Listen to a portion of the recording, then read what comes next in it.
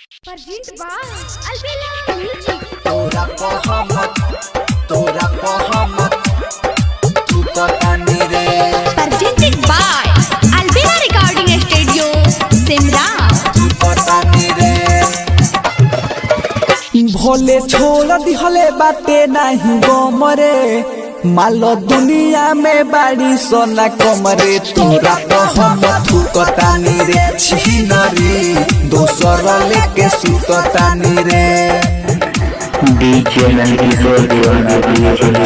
भोले छोड़ दिहले बाटे नहीं गोमरे, मालो दुनिया में बाड़ी सोना कमरे। तोरा मोहम्मद तू कतानी रे खेलनी, दोसर लेके सुततानी रे। खेलनी दोसर लेके सुततानी रे छिनरी, तोरा मोहम्मद तू कतानी रे।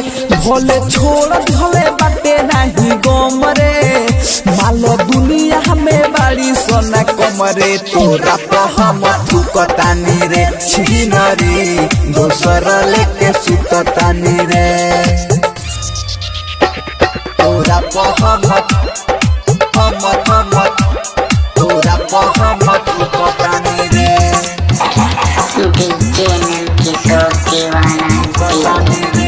दीवाना सबसे बेगाना।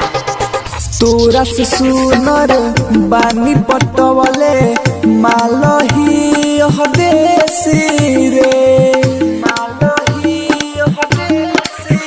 हाँ तोरा से सुनर बानी पटवले, मालो ही देसी रे।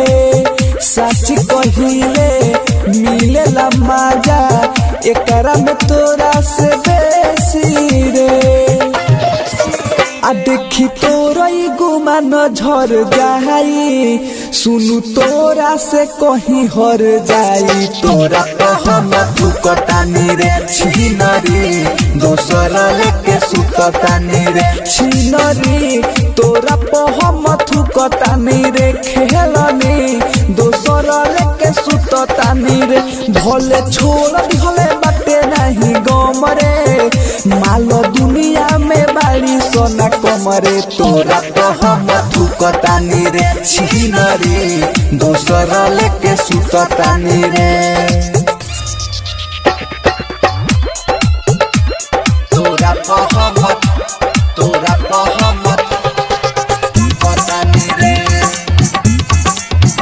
Presented by Albella Recording Studio, Simra. Writer Pramod परदेसी के घूमे लेते साथ में, हाँ गुडू गोला देना से मिले रे छौड़ी, जात बाड़े रात में। अज दीवाना के दिहल निशानी, पहिनी के घूमे ले हाथ में। आ सब जान गोइल अमर जीते अकेला, रितेश हमारा से आके सब कहेला। तोरा मोहम्मद तू कतानी रे छिनरी, दोसर लेके सुततानी रे छिनरी। तोरा मोहम्मद तू कतानी रे खेलनी, दोसर लेके सुततानी रे। भोले छोड़ दिहले बाटे नहीं गोमरे, मालो दुनिया में बाड़ी सोना कमरे। तोरा मोहम्मद तू कतानी रे छिनरी, दोसर लेके सुततानी रे।